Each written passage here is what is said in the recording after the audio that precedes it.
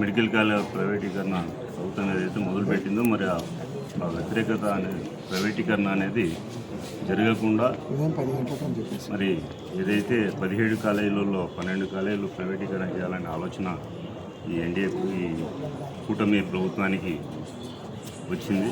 మరి ఇది అన్న చెప్పినట్లుగా ఇవన్నీ కూడా ప్రభుత్వ ఆస్తులు, వేల కోట్ల రూపాయలు, లక్షల కోట్లు విలువ చేసే ప్రాపర్టీలను ప్రైవేట్ పరం చేయడం అనేది పీపీపీ పద్ధతి అనేది తీసేయాలని చెప్పేసి ఈరోజు మా రాష్ట్ర అధ్యక్షులు జగన్మోహన్ రెడ్డి గారు పిలుపు ఇవ్వడం, తర్వాత అదేవిధంగా రేపు 28వ తారీఖు కర్నూలు పట్టణంలో కానీ అన్ని అసెంబ్లీలలో కూడా అన్నింటిలో కూడా రాష్ట్ర వ్యాప్తంగా ఈ కార్యక్రమాన్ని వ్యతిరేకించాలని చెప్పేసి ఏదైతే పీపీ పద్ధతిని వ్యతిరేకిస్తూ అందరికీ ఎంఆర్ఓల ద్వారా కలెక్టర్ గవర్నమెంట్కు రిప్రజెంటేషన్ పంపడం జరుగుతూ ఉంది. మరి ఇది ముఖ్యంగా ప్రజలు కూడా ఆలోచించాలి దీంట్లో. ఎందుకంటే ఈ ప్రభుత్వ మెడికల్ కాలేజీలలో చదివేది లేదా వైద్యం తీసుకునేది పేదవారే.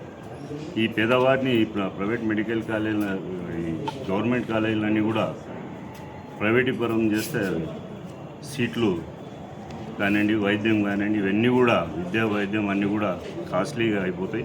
మరి ప్రజలు కూడా ఆలోచించాలి దీనికి.